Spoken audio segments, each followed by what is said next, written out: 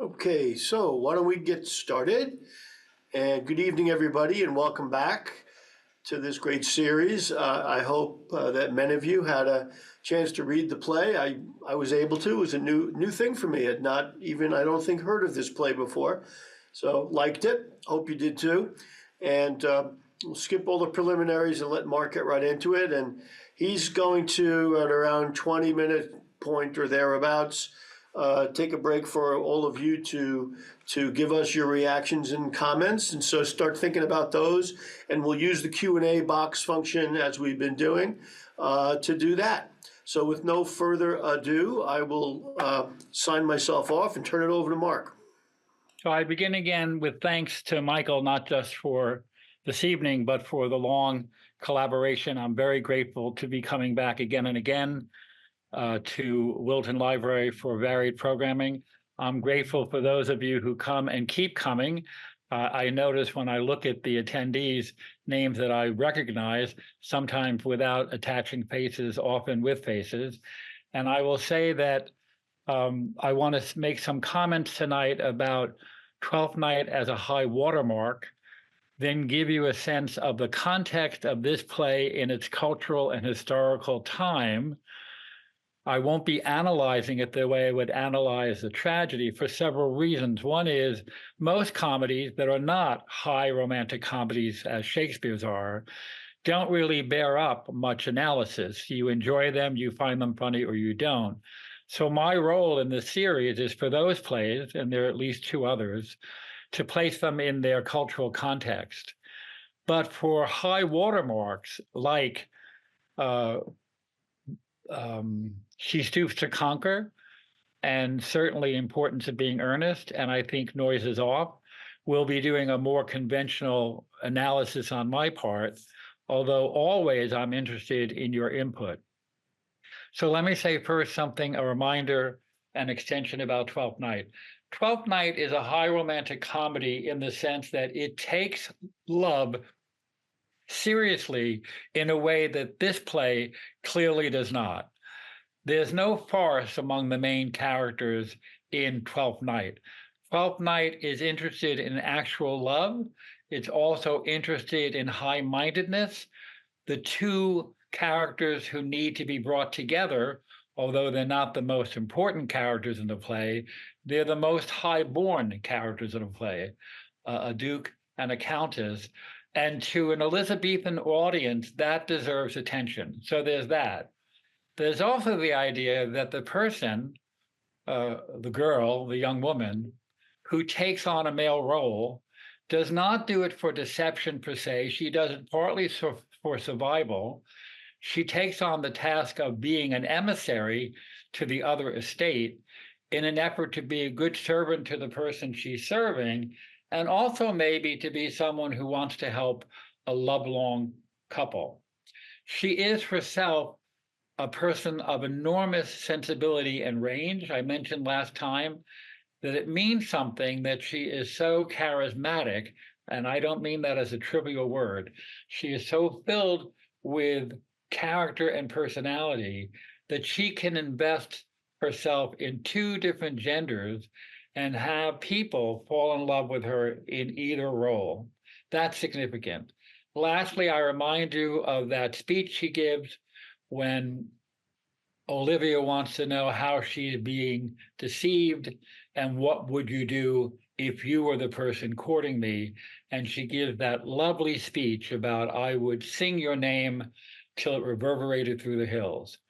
You're not going to find that interest in love as love for the remainder of the series. So if that's what you're looking for, I'm sorry to disappoint you. So that's one point to make.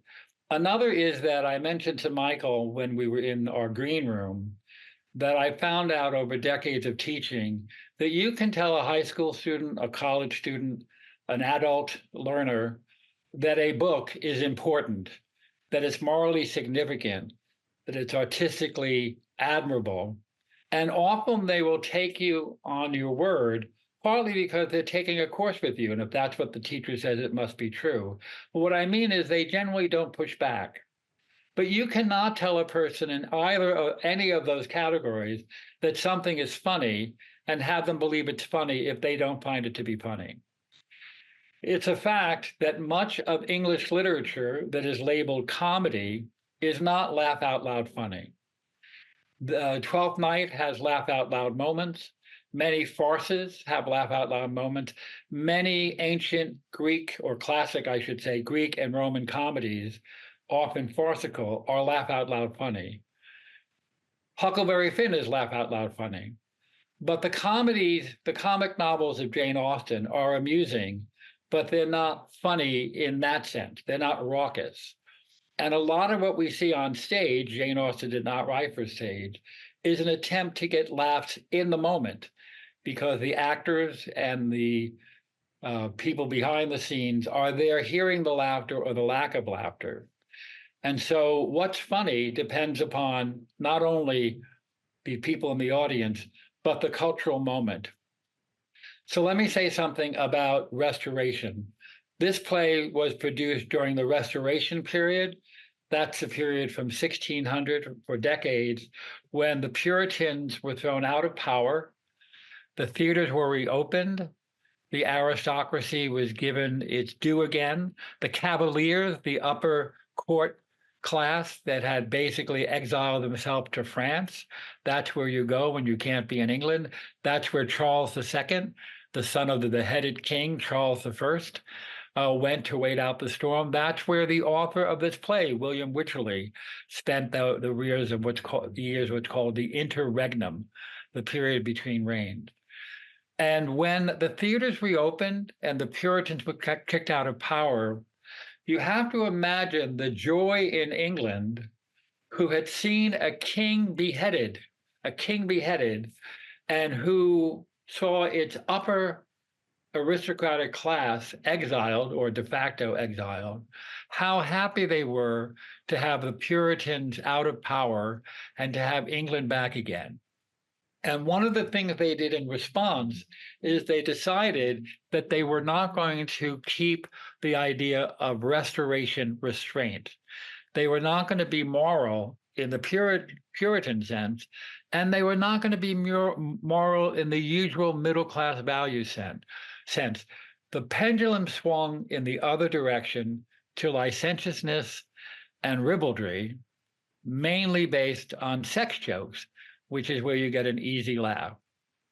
Having said that, this play is partly based on a classical Roman play by Terence called Eunuchus, eunuch with a US, where the impotency plot was taken. But it took nothing else from Terence. All the stuff about the intrigue between married or courting couples at different levels of social standing come from two plays by Molière, the great French comedian, comic writer, The School for Husbands and The School for Wives. Molière was writing neoclassical comedies. That is, he was trying to write comedies in the 17th century that would mimic the neoclassical elegance of the classical period. And his plays were written in verse. They were very clean in their plots. They were very elegant. They appealed to the 17th century audience in France who wanted to be seen as having good taste. When Wycherley took those plots of The School for Husbands and School for Wives, he wanted to write a play for Restoration audiences. And who were Restoration audiences? They were people who were glad that the Puritans got kicked out. They were people who wanted a play in London to be raucous, to be witty, to be fast-paced, to have lots of complications, even if it's confusing. And they wanted to have what the period called variety. And I said to Michael before we began, they mean variety in the sense of the Ed Sullivan Show. I'm not the only one who remembers that show. In a single show, you'd have an opera singer, you'd have a guy moving plates around, you'd have a dancing dog, you'd have the Beatles, you'd have a scene from Oklahoma. You would have everything crammed into this 55-minute show. Ed Sullivan began his career as a promoter and critic of Broadway and entertainment in New York.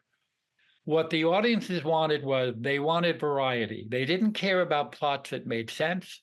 They wanted to laugh, and they were interested in seeing aristocrats not do badly and middle-class entrepreneurs or business people mocked. So we hear about the tension between town and country.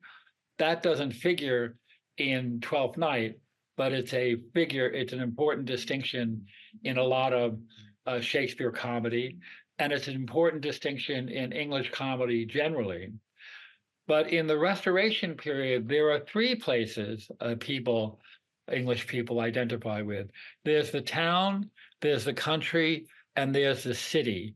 Town, country, and city, all with capital letters, initial capitals. The town are where people like Marjorie come from, the country girl, the supposed innocent, and a lot of hay is made on the English stage over decades and decades of the actual innocence or feigned innocence of people from the country. Of course, the town is where the aristocrats live. This is the town where people have their brownstones, and the aristocrats rent rooms in hotels, even though they have a mansion out in the country. That's the town. But the city is where the business people, the lawyers, the people who are trying to make a middle-class living live. And what happens in Restoration comedy is the old distinction between town and country, unsophisticated people and supposedly sophisticated people, gets complicated by the insertion of the city. These people who are often very conventional, somewhat dull, not very bright. And the point of much Restoration comedy is to mock them as gullible, as foolish. And people in the audience, whatever their stripe, including people who would think of themselves as city people, as people who are being mocked by the play, like the wackiness of it. Molière wrote in very clean, elegant French verse, and audiences in Wycherley's day would not have tolerated a play in verse. They not only wanted a play in prose, they wanted to be colloquial. They wanted people on the stage to sound like regular people because they were tired of Puritans being goody two-shoes. You know, Benkin said that the definition of a Puritan is someone who worries that somewhere someone's having a good time. That idea that you can't have fun. In Twelfth Night, one of the characters says to Malvolio, who is the Puritan in that play, we discussed him, the one of ill will, Malvolio is what his name means in Latin. Do you think because you are virtuous, there shall be no more cakes and ale? Just because you want to be good, can't we have fun? So the way to see Restoration comedy culturally is that an excessive swing over to the side of complication, zaniness. Think of screwball comedy. It has some of the attributes of screwball comedy. You know, if you've ever seen a Frank Capra movie, if you've ever seen His Girl Friday, and some of those great 30s comedies where the dialogue is impossibly fast and the antics are zany, and there is a battle of the sexes going on, but of course nowhere near as explicit as in this play. That's what Restoration comedy was trying to do. Wycherley lived in France during the time of his self-imposed exile, and that's where he decided to pick up Molière. So did Charles II and his court. The son of the executed king lived there, and they brought back a lot of French looseness. Now, historically, the English have hated the French, and often in Shakespeare's day and thereafter, the French are mocked for being French. And at the same time, the French mocked the Germans for being German. In the 19th century, syphilis was called by the English the French disease. The French called it the German disease, and so on. I don't know where it went from Germany. So another thing happens when the stage is reopened that is a remarkable change in stagecraft and in English cultural history. Women were allowed to be on the stage as actresses. It's instructive to remember that when Viola, a woman, takes on the guise of a male, that character, Viola, is being played by a young boy or a teenage boy, typically a pre-adolescent boy. Everyone in the theater knew that. Women weren't allowed on stage. It was thought an improper place for women to be. And Shakespeare knew when he wrote his plays about cross-dressing or disguises that he was dealing with a theater where women were played by men. But when the theaters opened, as part of the new liberation, actresses were permitted to be on stage as men, which they often did, or women. Let me make it clear.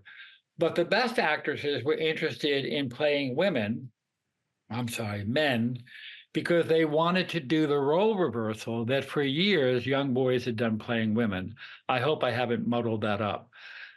Great actresses were very interested in being on the stage, which they had never been playing roles. They could be on the stage for a call number, they could be on the stage for speeches or other kinds of set things, but they couldn't be on the stage for a play.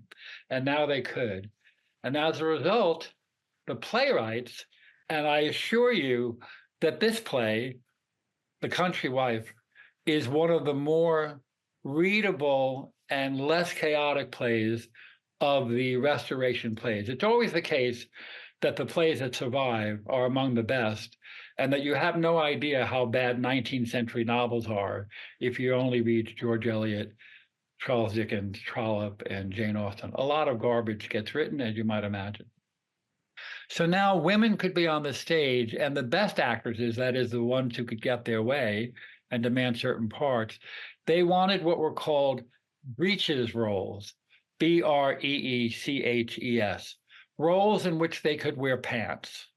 And the pants of the 17th century, you've all seen them if you've seen 1776 or any paintings of people during the pre-Revolutionary War days. They were tight-fitting pants that stopped below the knee, and then there was hosiery that typically was white, but not always, that went up to meet the pants below the knee.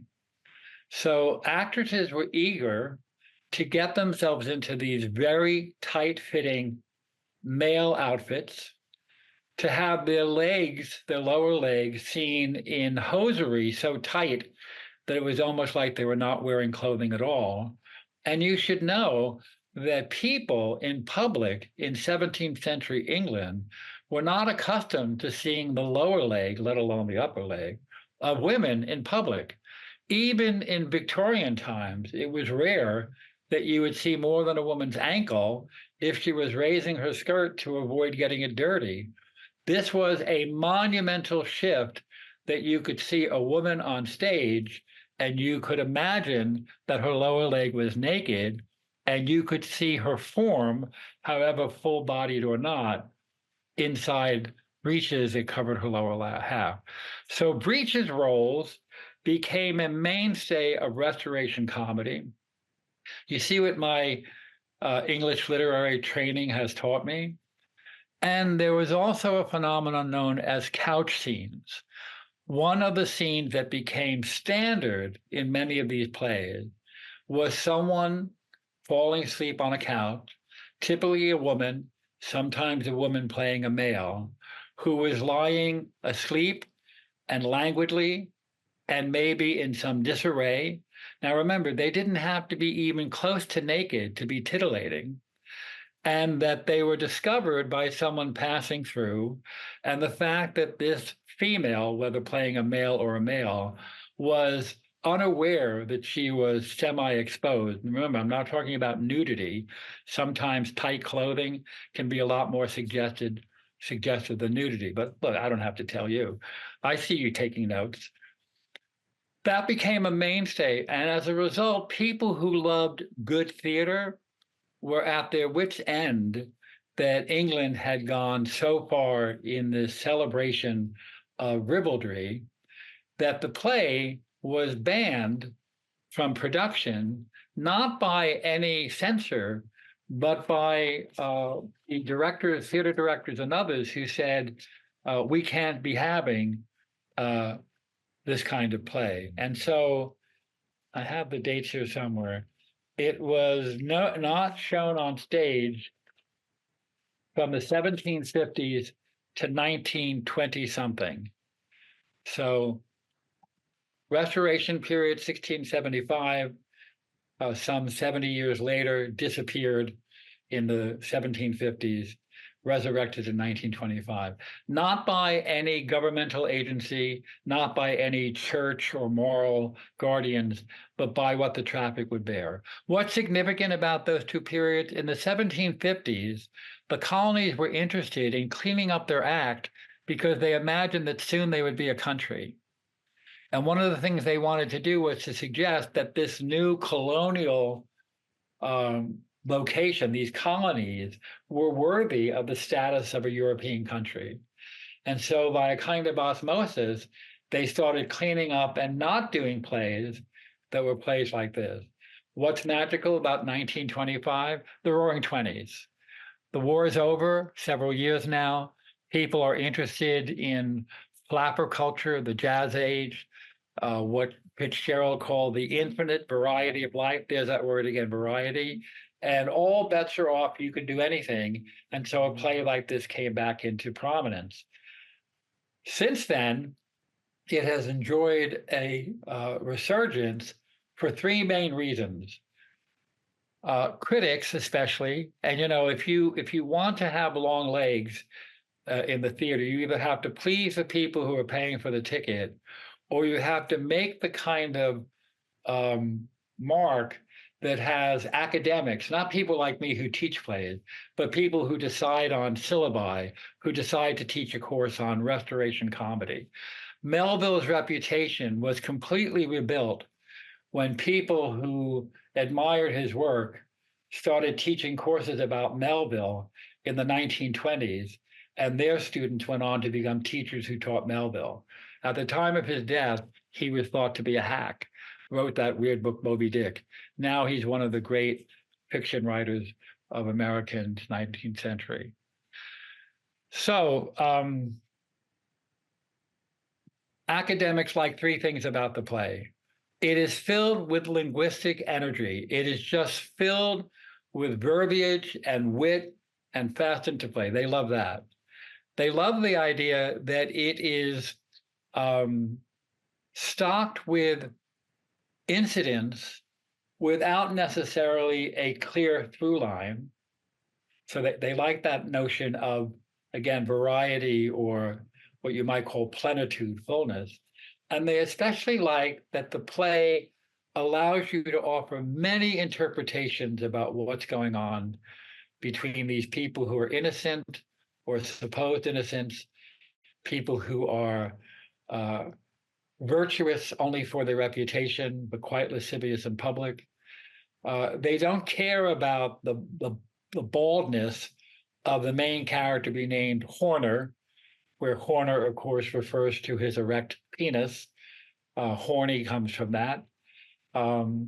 They care about the fact that you could argue, as some critics have, that Jack Horner actually hates women, and that he's not a lover at all, and that things that he says on record in the play about women are not positive.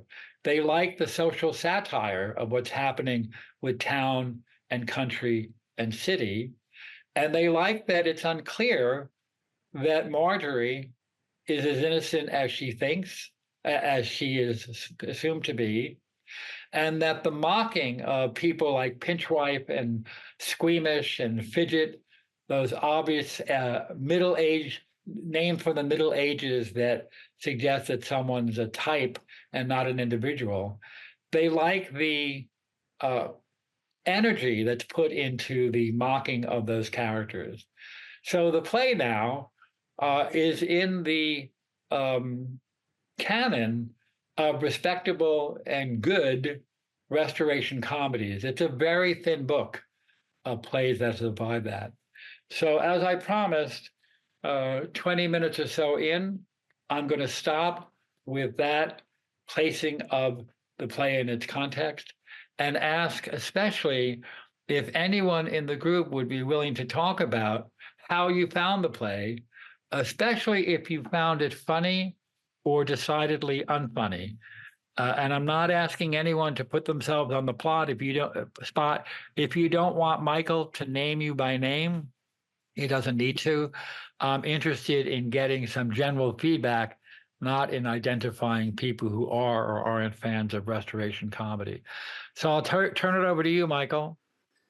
Okay, folks, you know the drill, Q&A box, and I'll pass them along. Generally speaking, I don't say what your names are. That's kind of the default, unless Mark asks, because he knows how so many of you. But anyway, we'll just go along the usual way with that.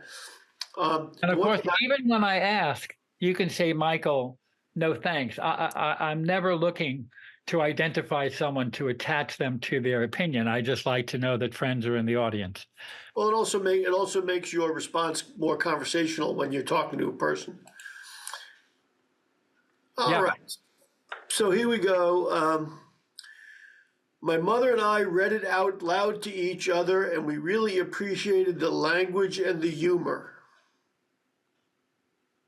Okay, is that the whole comment? It's an excellent comment. I just want to make. That's the comment. So I want to say to whoever that is a brilliant strategy. I should say that I encourage all my students at any level of education or age to read things out loud.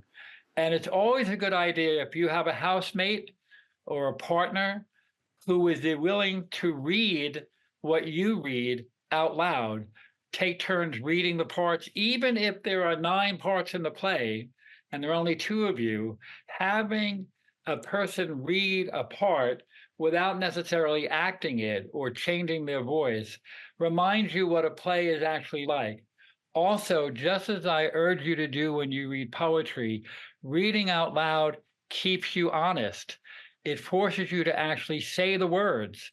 And we know that adults and students don't read every word in a book that they're reading closely. And God knows if it's a Russian novel, they're not pronouncing any of the names in their entirety. That's Count-ski. That's very common. And I applaud you because if you read a comedy out loud, you're almost certainly going to see some of the wit and the linguistic energy that you won't see if you read it to yourself. Well done, whoever that is. And I will say, while waiting for the next comment, that when I read this, I read it from a facsimile of the originally published book back on Internet Archive, and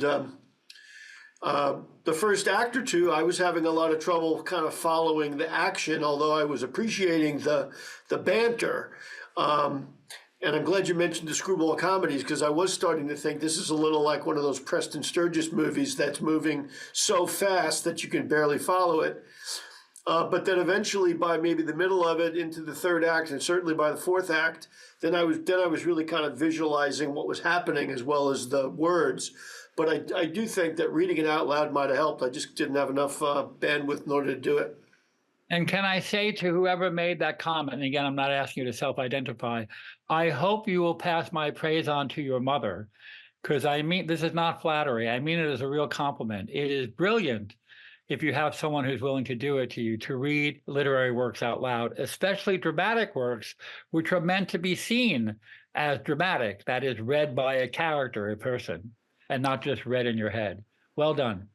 So the other thing I'll just mention, and I haven't had a chance to preview it other than a couple of minutes, but I found a stage recording of this with Helen Mirren in the Marjorie role that is on YouTube in its entirety for free. I just didn't have a chance to actually watch it. I've heard of that, but I haven't seen it. Thanks for reminding me.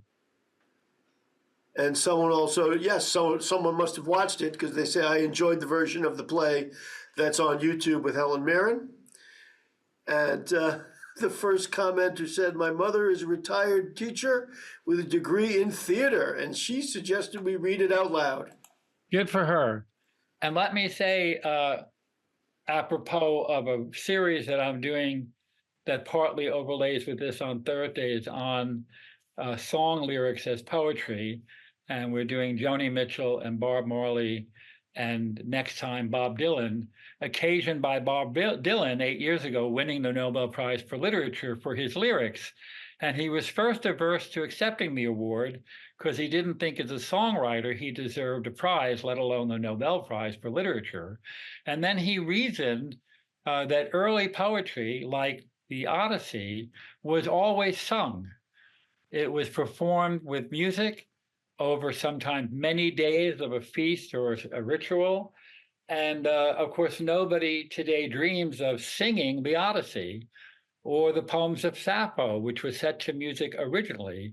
And he said, just as we know that Shakespeare was writing for the stage, we all study Shakespeare in school almost solely by reading a text, even though it was written to be performed. And nobody says no fair. That's just the way literature works. And so I think it's good to reverse that and remind ourselves that the written word can be sung or acted out. Okay, we've got the comment regarding the style of comedy. The end of this play reminded me of the scene in The Night at the Opera where they move the beds in and out of a room. That scene is also available on YouTube. I guess they mean the Marx Brothers movie, Night at the Opera. Yeah, the crowded stateroom scene. It's very funny, farcical and very funny. And one of the things that makes it funny is that they keep coming to room service, as it was, keeps coming to the door to take an order, and the order keeps getting larger and larger because of how many people are packed into this room. And the last thing on the order that they want the guy to remember is, and 2 hard-boiled eggs.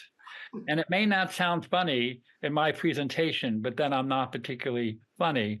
But it's hysterical when after the long list of things that people want, because now instead of 5 people being in the stateroom, there are 20, there's a PS, oh yes, and 2 hard-boiled eggs, don't forget that. And here's a counter comment. I saw the Helen Mirren performance too, but much as I liked her in the part of the country wife, I found the play just too excessive. It is supposed to be excessive, I guess, but I found it just too much. The humor seemed to be forced. Yeah. So it may surprise you that even though I'm happy to teach this play, and I could not do a survey of British stage comedy without doing a restoration play. And I think most people who know more about this than I do, I know quite a bit, would agree that this is the best candidate. But I will tell you that I don't think much of it either. I like wit, but I don't like wit that's not sophisticated.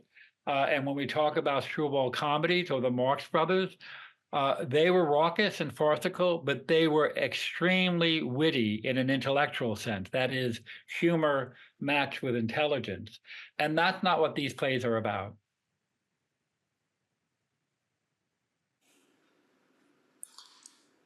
So that was the last comment, at least at the moment. We can either see if someone's typing or keep going. So I want to say that when you think of the great 1930s screwball comedy, Rosalind Russell, Cary Grant, His Girl Friday is a perfect example of screwball comedy. Although there isn't love in the sense of the high-mindedness of Twelfth Night, the characters in the play really care about each other, even when they're fighting. One of the most intimate ways that couples, married or otherwise, can interact is by sparring. And there's no doubt that the characters love each other, whether they are married or divorcing or divorced or courting. It's clear in those plays, and part of the way they manifest it is in the energy of their criticism of their partner, their love mate. And I don't mean to say that a marriage or a relationship has to be fueled by sparring, but you can only take honey bun I think you're the greatest, so long before some of the sexual energy has to come out in disputation. Another thing is that the Restoration stage wasn't prohibited from making jokes about impotency or sexual activity or any amount of ribaldry that we see in the play. But in the 1930s, you could not be overtly sexual. And so the energy by those great writers, Billy Wilder and Ben Hecht and others, the energy went into verbal sparring as a substitute for sexual interaction. The energy, the tension, the obvious affection when you are also arguing with your wife or former wife or soon to be former wife. And that wit, in Night at the Opera, Groucho Marx is carrying the luggage behind Margaret Dumont. And if you're a Marx Brothers fan, you know that woman plays a matron, sopdig, and a little bit clueless in many of their movies. And as they're going aboard the ship and she's walking holding nothing but maybe a cigarette holder and he's carrying an impossible amount of luggage, she turns to him and says on the gangplank, do you have everything? And he says, Groucho, well, I've never had any complaints. Obviously a sexual innuendo. We're going on this cruise. You're asking me if I have everything, a la the country wife. I have all my parts. You don't have to worry. That got by the censors because they could argue he means, no, I'm a good carrier of luggage. That's the kind of way they got around the censors. There were no censors in the Reservation Theater, and they went overboard. I'll say, since there are no questions coming, but Michael, you let me know if there are, that the next wave in English stage comedy is what came to be called sentimental comedy. We'll read the next one in 2 weeks by Richard Sheridan called School for Scandal. Again, one of the best examples of its kind. And what happened is, after too much of Restoration comedy, the middle class in England was worried that England was losing its moral fiber, especially when the stage productions were seen by the many international tourists who came to London. And so, almost by decree, by the playwrights themselves, again, no oversight of a moral board, they decided that what comedy should really do is teach middle-class people, those are the people typically who go to theater, aristocrats are interested in opera and other kinds of high-mindedness, lower-class people can't afford the London stage, that what comedy should do is make people realize that they can be better than they are. And it should nudge them into being more feeling, more moral people. It should show them as good people who are flawed and show them surmounting minor difficulties.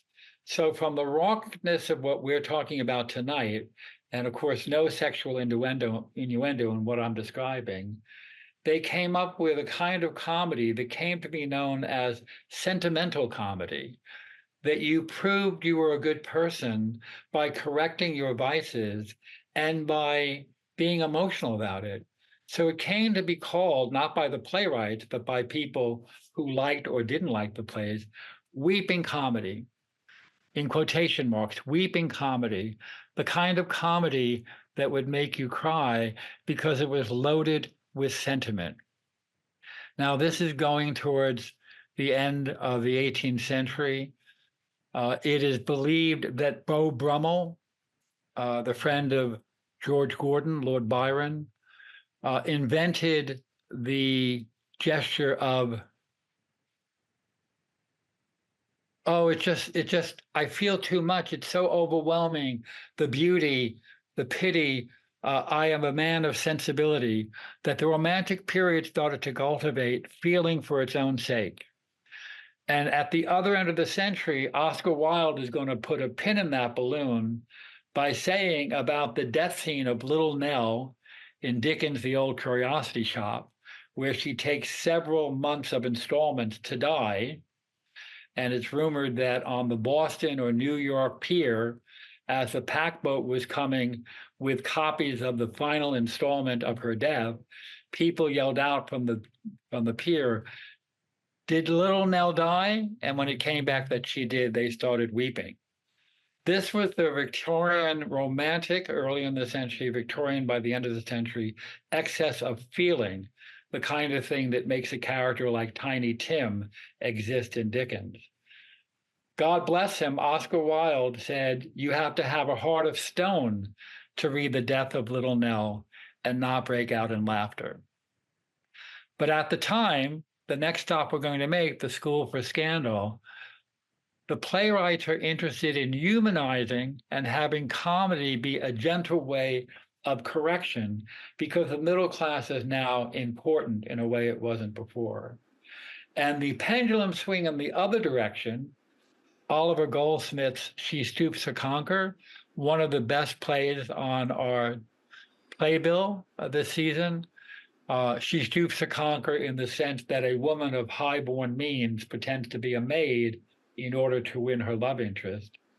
That comedy came to be called laughing comedy, which sounds like an oxymoron unless you've been following Restoration ribaldry, the next period, sentimental, tearful sense of being moralistic, and then a comedy that went back to laughing. And that's a comedy that I think most contemporary readers, including all of you, will enjoy or have enjoyed. And then the last two plays in our survey is The Importance of Being Earnest, a truly brilliant comedy, and Michael Frayn's farce, Noises Off. I'm going to pause again in case there are questions or comments. And I am always interested throughout the series about how and if you find the plays funny, not for my sake, the plays will take care of themselves, but it's interesting to think about what a group of people in the 21st century thinks is or isn't funny. You all know from your own experience, from people in your orbit, from people in your family, that you're sometimes shocked that something you don't find funny, you may even find horrific or in bad taste or just boring. Someone else close to you, someone you thought you knew, thinks that's funny. And Lord knows there's a lot of public outcry about stand-up comedy, comic movies, comments that people make at a late night show that is meant to be funny. And well before cancel culture, back half a century ago, people were taking offense that that's not funny. So for the purpose of this series, I'm always eager to know what you find funny or not, again, without necessarily identifying yourself. Okay, well, we'll give people a minute if they want to add any comments to that. I just want to ask one thing, Mark, just for literally my own clarification. The next play we're doing is Stoop to Conquer, right? And then School for Scandal is the one after that? That's not how I'm remembering it. Okay. I mean, it doesn't matter. We can switch it around, but I was just looking at the write-up, and it looks like the order I sent it in. If it's the date order, that's the right order. Yeah, it's in the date order. Stoops to Conquer is next, and then School for Scandals after that. Okay, and in what you're looking at, does it have the dates associated with them? Yeah, it says Stoops to Conquer is 1773. School for Scandal says 1777. Okay, that's the way it's supposed to be. Please read it. Yeah. Good.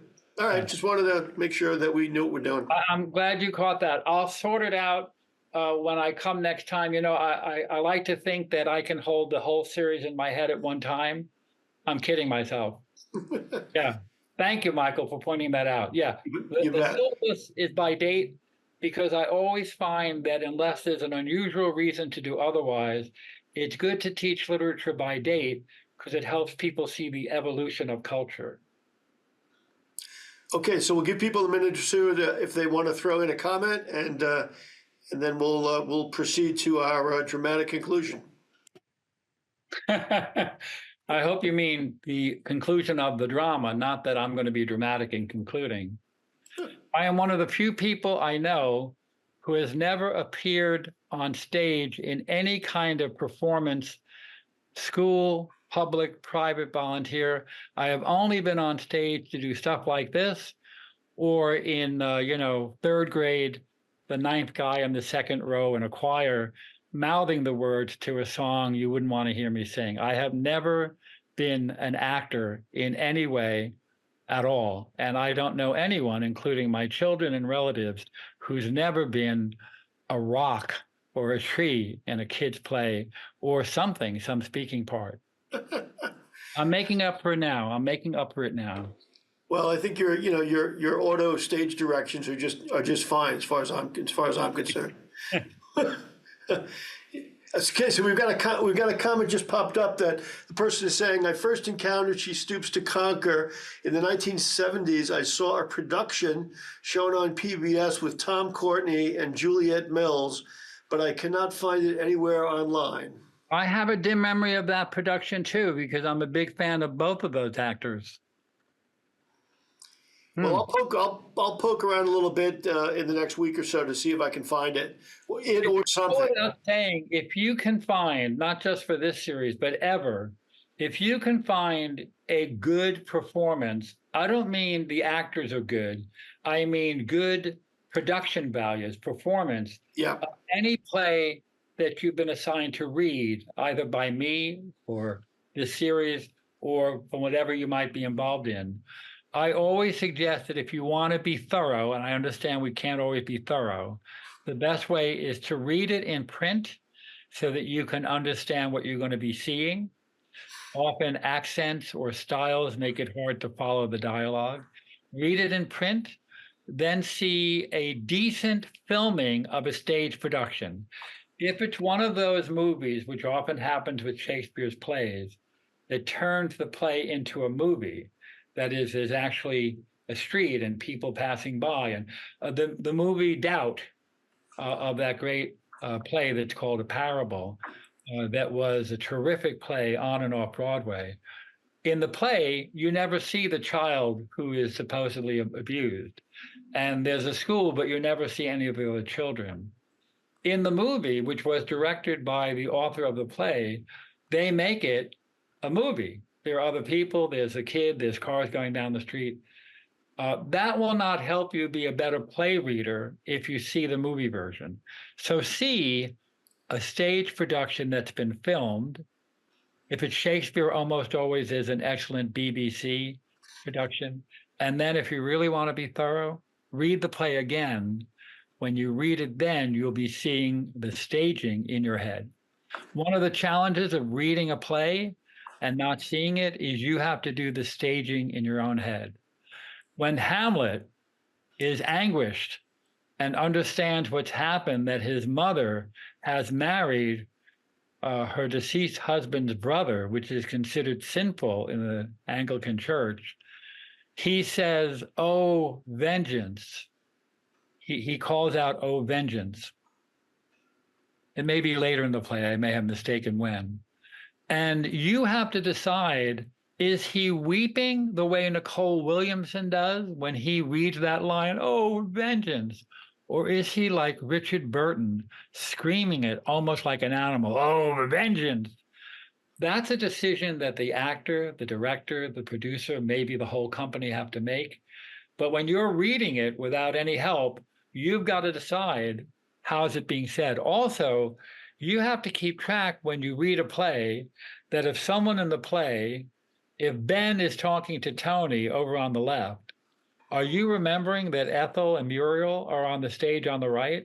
That what's being said is being said not only within their hearing, but they're on the stage. If you were in a theater, you would know they were on the stage because there they are.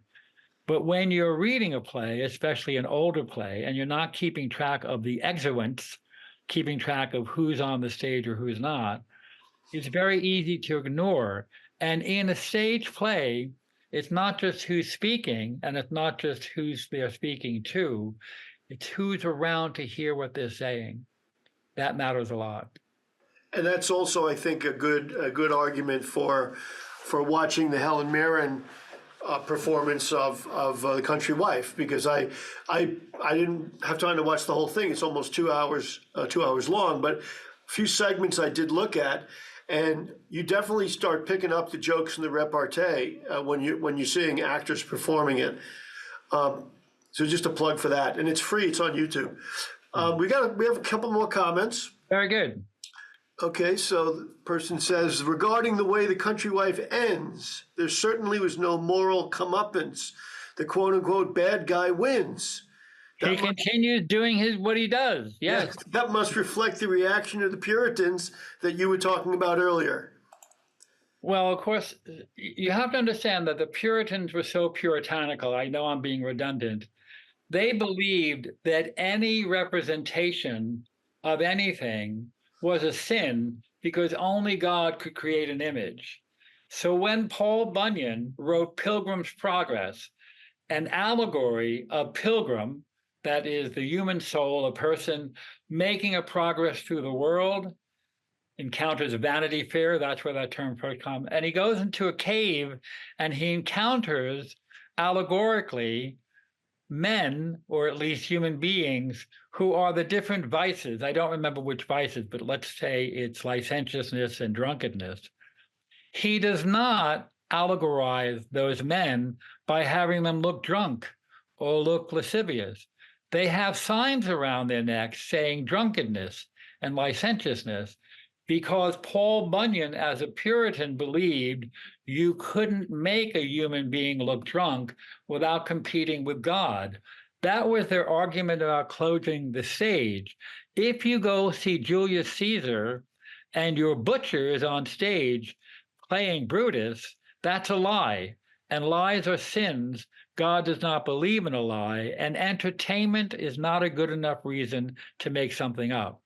So even this high-minded, allegorical teaching epic about the human soul's progress through the world to reach heaven, the allegory could not actually be allegorical.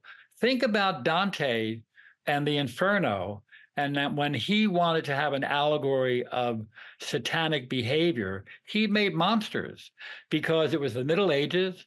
He was Italian, and he was a genius, and he went writing on allegory like nobody's business.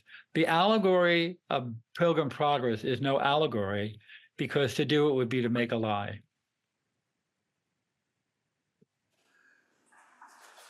So just following on the idea of seeing performances on recordings, someone has pointed out that there's a great recording of Twelfth Night available.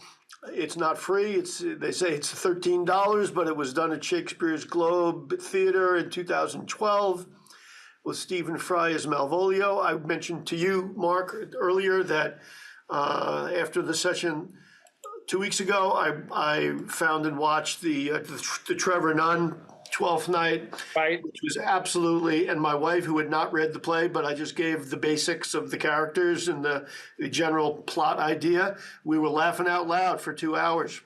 Yeah.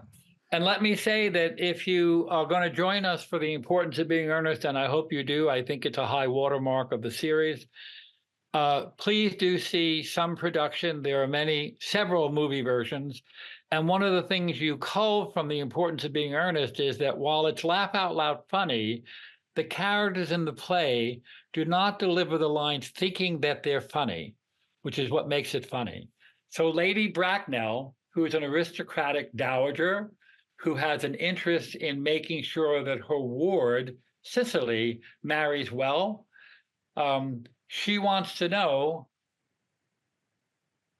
I may be getting which woman it is, and that's understandable since they're interchangeable. She's concerned about who her nephew is going to marry, and she asks the young woman to say something about her background. And the woman she's asking gives her history of immunizations, gives her health issues of when she got her various shots and immunizations. And she's saying it not to make a joke.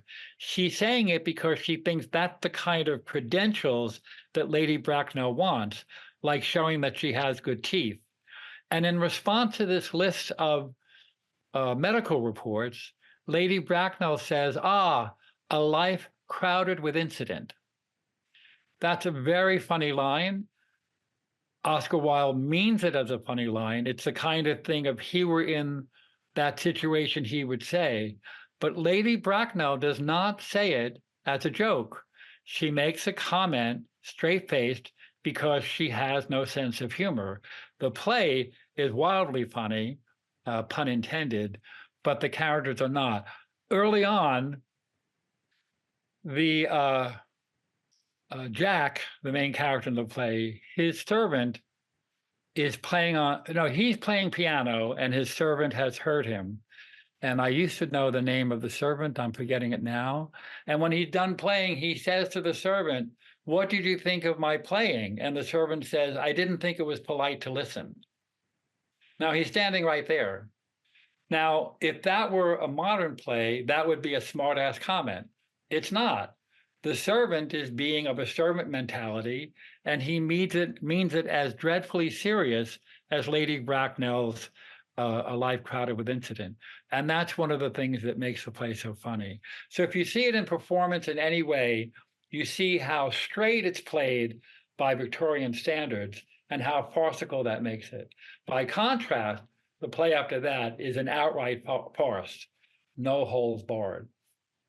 So I see that brings us to the end of our time, unless we have someone hanging with another comment, Michael? Just a comment or question that I'll just pass it along. This person is saying, aren't Oscar Wilde and Oliver Goldsmith considered Irish writers? Yes, which makes them British. If that's the unspoken question, yes, that's why these are not English comedies, but British comedies. Was that the implication? I believe so. And yeah. They don't like to be called British because it masks their Irishness, but what puts these people together is they're British. I didn't do it. Great Britain did it. Okay. George Bernard Shaw is routinely taught in British cultural courses, and so is William Butler Yeats. James Joyce is often taught in Great British Writers. They are Irish, and I am not undercutting their national identity, but it is commonplace to call members of the Great Britain Commonwealth British when you're talking about them collectively. Got it. And that was the last one hanging out there. Well, it's good to make that clarification because it's very important to me. There are some writers who are particular about identifying themselves as Northern Irish or some other kind of stripe. I always want to be respectful of how people describe themselves. But this series is British comedies because they're all British writers. Got it. Okay, I want to end again by saying I appreciate your attention and attentiveness, your attendance and attentiveness. Grateful to Michael. And for those of you who between now and next time will be celebrating one or another Jewish holiday, New Year or Yom Kippur, I wish you Happy New Year and a good fast. In that order. Great. Thanks, Mark. And thanks everybody for coming, and look forward to the next one and the one after that and the one after that. Just see you all in a couple of weeks. Stay well, everybody. Thank you, Michael. Good night. Good night.